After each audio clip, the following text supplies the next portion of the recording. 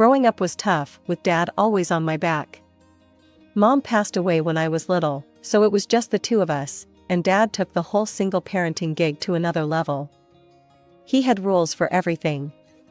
No hanging out with the kids who liked to race cars, no wild hair colors, and studying had to be my top priority. "Jenna, those kids are trouble, you hear me? Stay away from them," Dad would warn me, his voice stern, whenever he saw me chatting with the neighborhood thrill seekers. "But Dad, they're just having fun. We're not kids anymore." I'd shoot back, trying to stand my ground. "It ain't about age, it's about making smart choices. And dyeing your hair like a traffic light ain't smart," he'd say, squinting his eyes as if he could scare the rebellion out of me. I wasn't having any of it.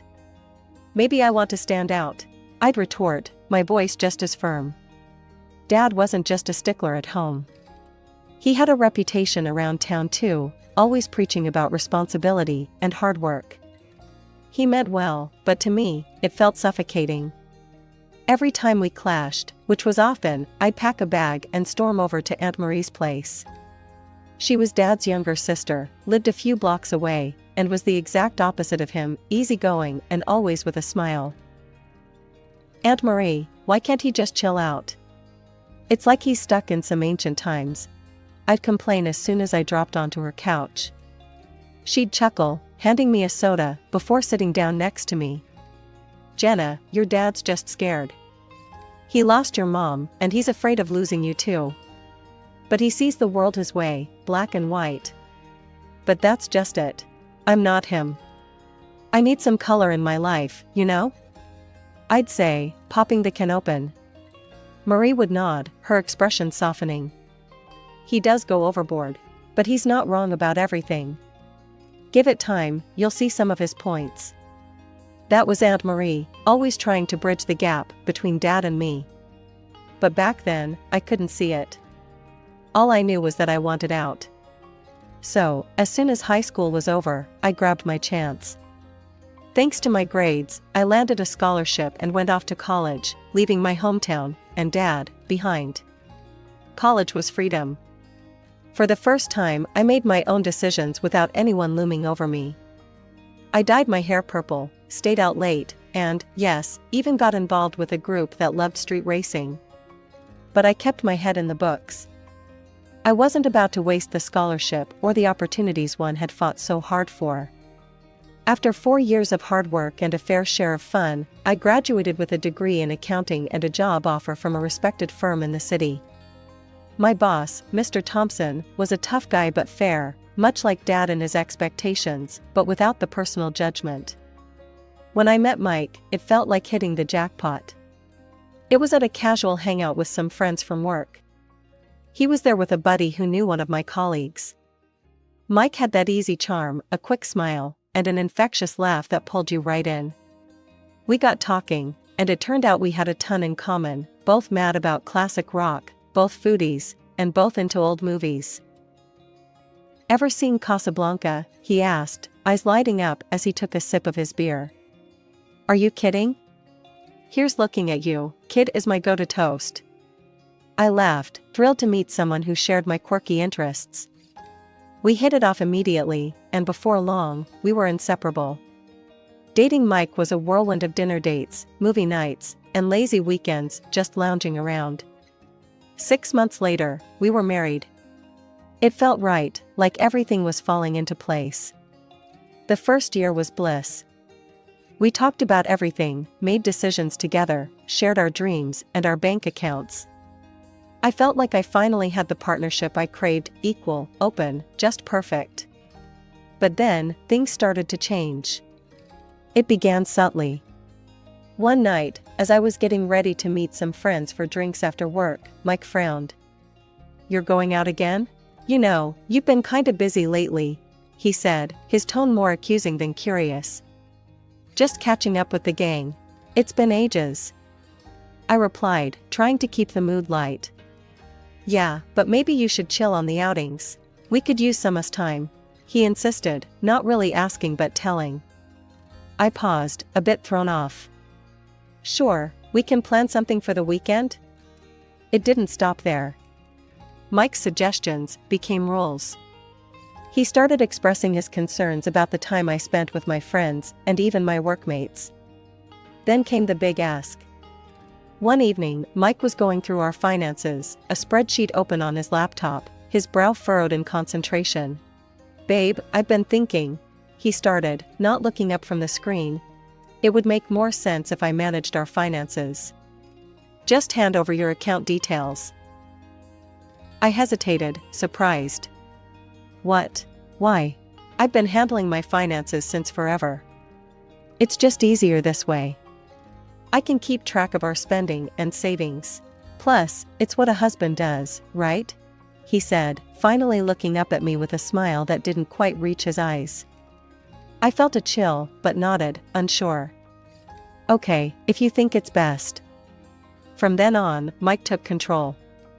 He decided where we went, what we did on weekends, and how we spent our money. If I suggested something different, he'd shoot it down. "No, that's not a good idea," he'd dismiss without discussion. As months passed, I found myself fading into the background of my own life. My friends stopped calling so much, knowing I'd likely say no. My world shrank to what Mike approved, and the vibrant, independent woman I once was began to disappear. I didn't even recognize myself anymore. Living near Mike and his parents seemed ideal at first, like having a close-knit family just next door. But reality bit hard and fast. His mom, Nancy, was a sweet talker with a controlling twist, and his dad, Frank, was just as invasive, treating our place like it was his own. One chilly evening, I was just getting home from a long day at work, my mind on the thousand things I still had to do, when Nancy called. Her voice was sugary sweet at first. "Jenna, darling, have you started dinner yet? Mike must be starving after his hard day," she cooed over the phone. "Actually, Nancy, I just walked in. Dinner's gonna be a bit late tonight," I replied, trying not to let my frustration show. Her tone flipped cold as ice. "Well, I hope Mike doesn't have to wait too long. A man needs his dinner on time, you know." It wasn't just the dinner comments. Nancy believed Mike should be pampered because his job was supposedly more demanding, despite us both working full-time. Her idea of fairness was skewed wildly in her son's favor. I was expected to handle everything else, cooking, cleaning, and then some.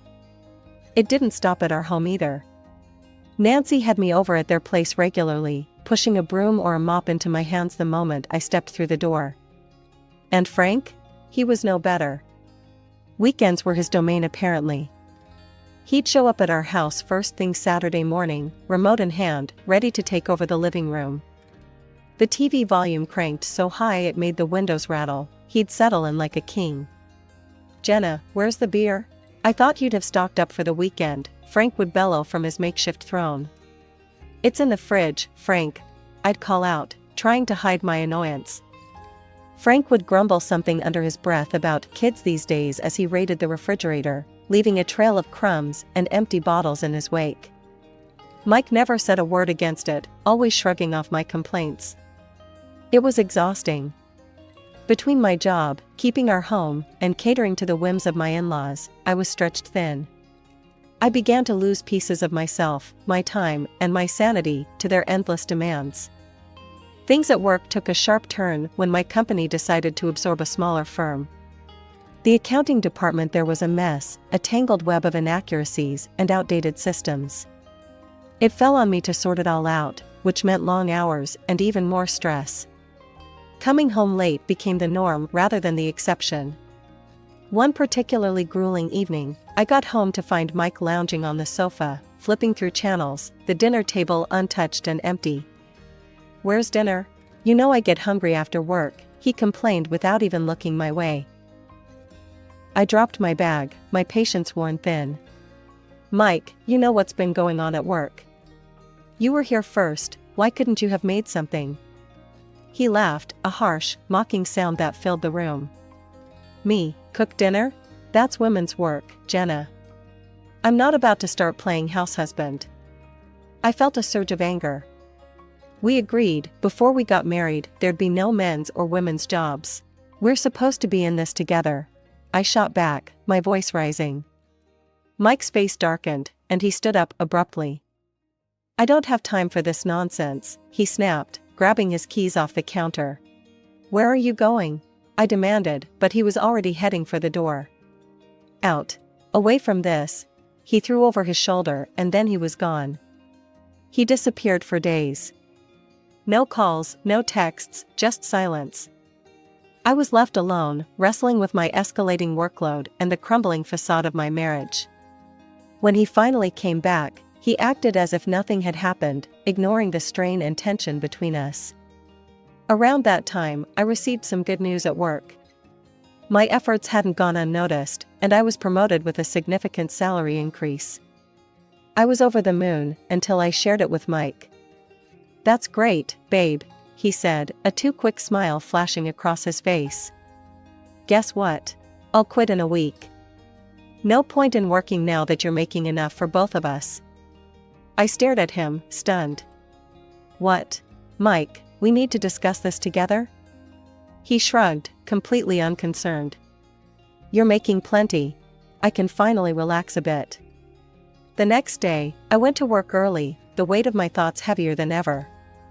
I stayed late again, my mind buzzing with figures and files, but also with a growing resolve. When I finally got home, Mike was waiting, his expression sour. "You're late again. Where's dinner?" he started in immediately. I took a deep breath, my decision clear in my mind. "Mike, we need to talk.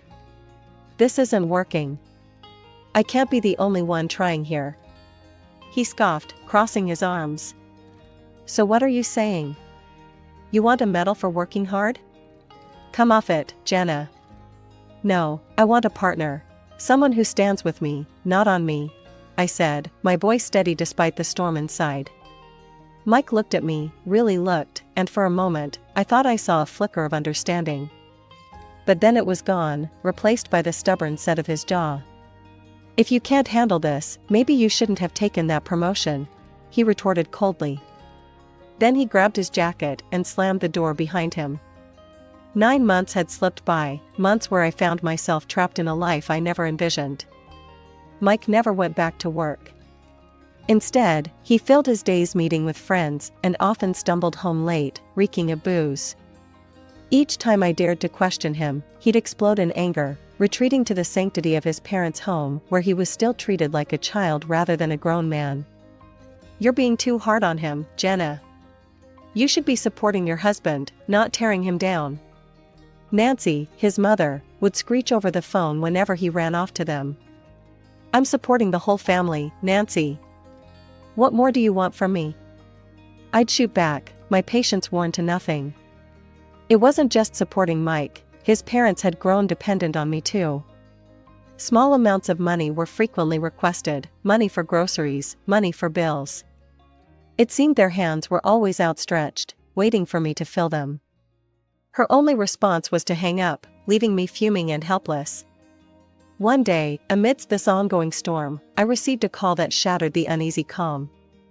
Aunt Marie's voice was soft but strained as she relayed the news of Dad's passing.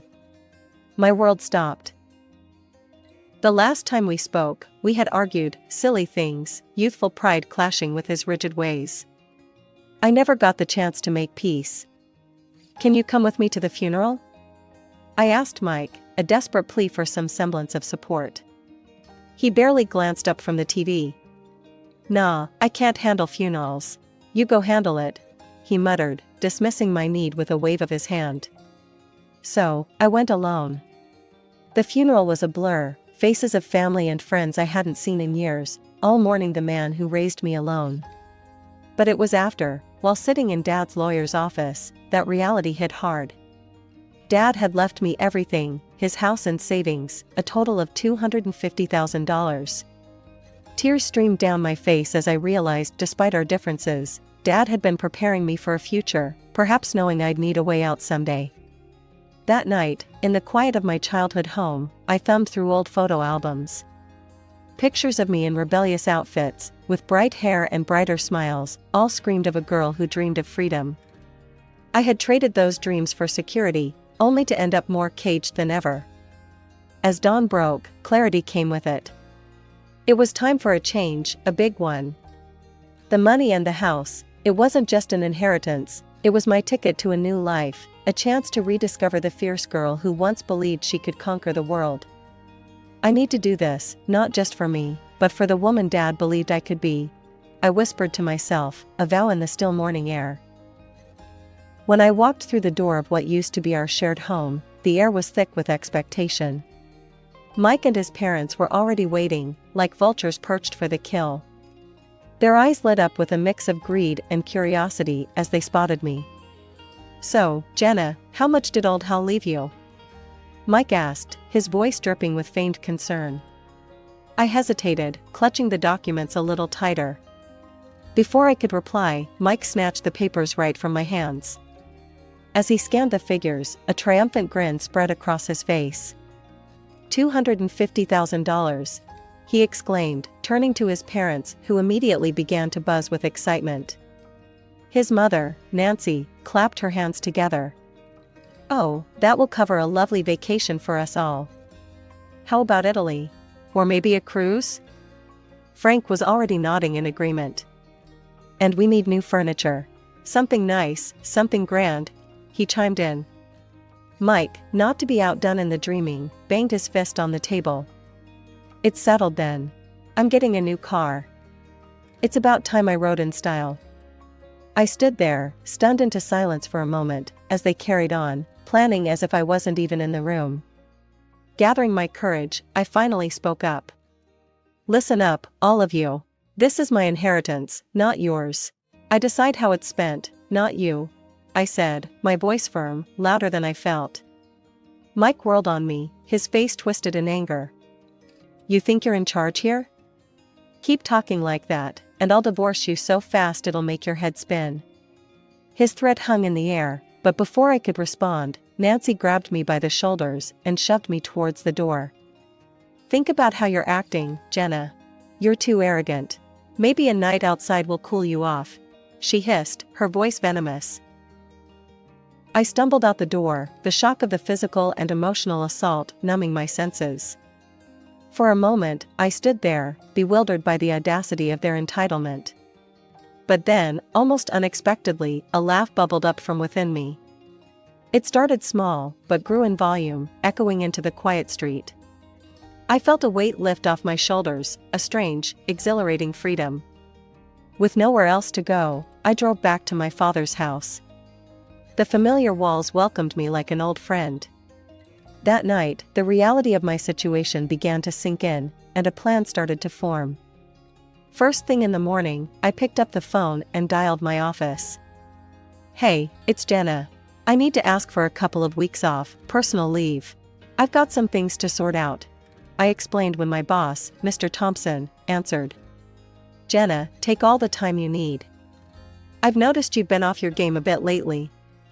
Whatever it is, sort it out. We'll manage here," Mr. Thompson replied, his voice kind and understanding. "Thanks, Mr. T. I appreciate it more than you know," I said, grateful for his support. Hanging up, I felt the first real peace in a long while. The next steps were clear. I needed to legally separate myself and my finances from Mike and his parasitic hold on my life. I knew it wouldn't be easy, but for the first time in a long time, I was ready to fight back. I was sipping coffee from Dad's favorite mug, enjoying the quiet of the morning, when my phone began to buzz relentlessly on the kitchen counter. At first, I ignored it, savoring the peace and the slight amusement at the thought that Mike and his parents were probably scheming about my inheritance. But the phone wouldn't stop, it was like it had a life of its own. Finally, I picked up, bracing myself for the onslaught. "What is it, Mike?" I snapped, not in the mood for niceties. "Jenna, you need to give us access to the money. I can't get into the account." His voice was a mix of frustration and panic. I couldn't help but laugh, the sound sharp and clear. "That's because I've restricted access, Mike. You can't use my money anymore," I said, enjoying the moment of revelation.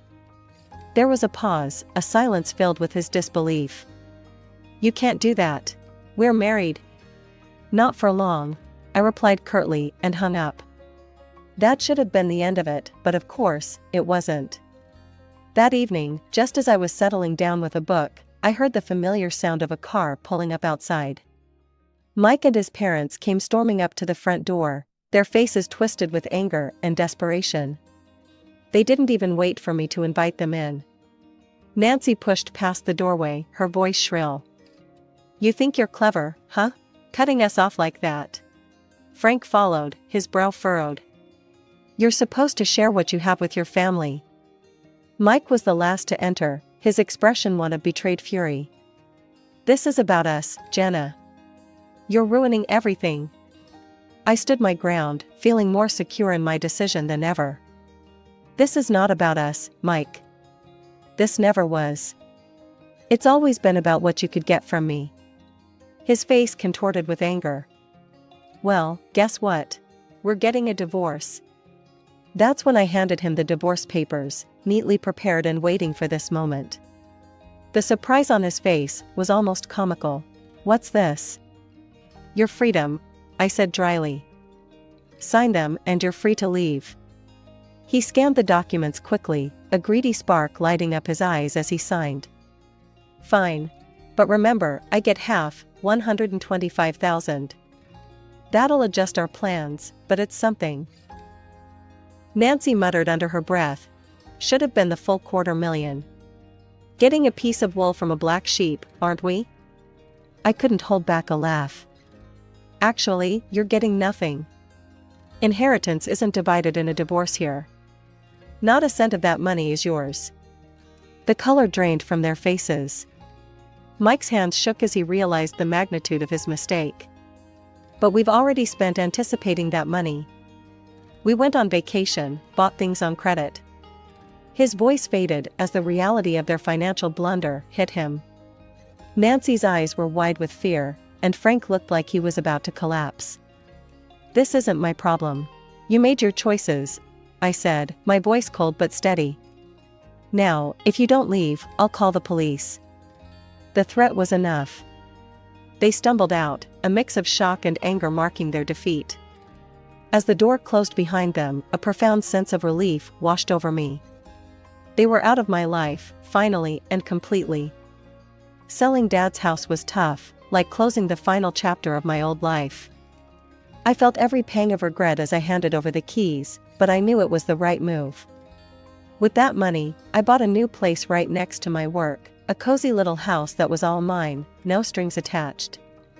At work, things were looking up too. Mr. Thompson had been watching my progress closely, and one afternoon, he called me into his office.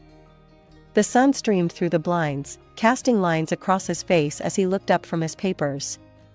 "Jenna, you've been pulling in some impressive numbers, and your leadership hasn't gone unnoticed," he started, his tone serious but warm.